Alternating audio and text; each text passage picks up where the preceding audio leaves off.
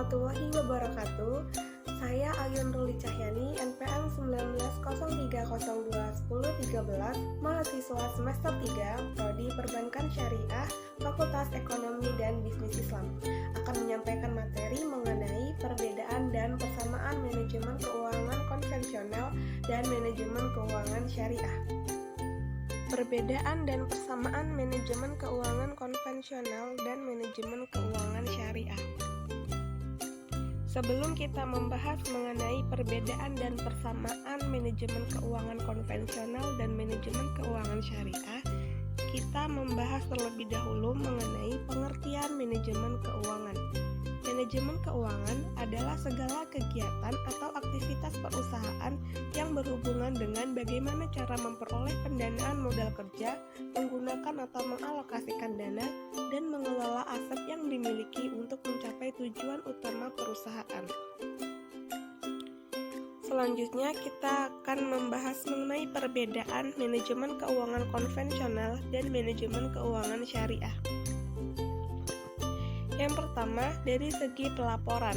Manajemen keuangan konvensional menggunakan laporan neraca, laporan laba rugi, laporan arus kas, laporan perubahan ekuitas, dan catatan atas laporan keuangan.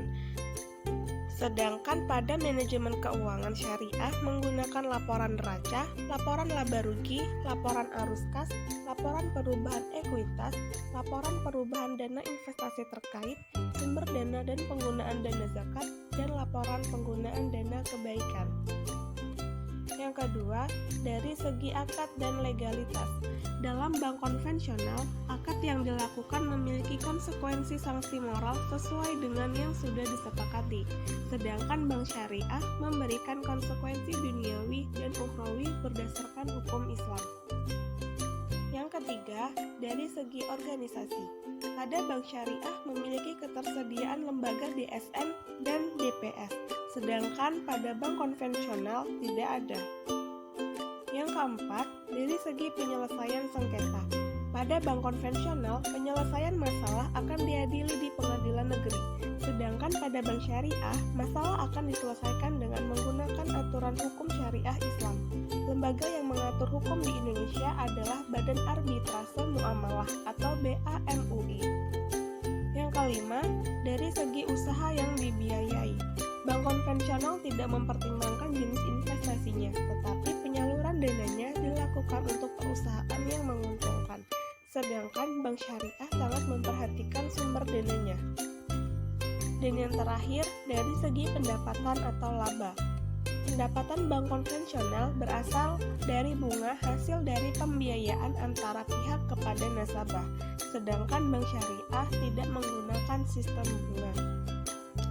Selanjutnya, kita membahas mengenai persamaan manajemen keuangan konvensional dan manajemen keuangan syariah.